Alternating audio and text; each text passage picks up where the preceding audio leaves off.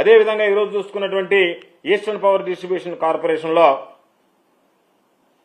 దాదాపుగా మరొక 90 పైసలు ఈరోజు అదనంగా పడేటువంటి పరిస్థితి ఏర్పడింది. అంటే దాదాపుగా ఈరోజు మనం ఒక్కసారి చూస్తే వీటికి సంబంధించినటువంటిది 24 నెలల్లో వసూలు చేసుకోమని ఈపీఆర్సీ చెప్పింది.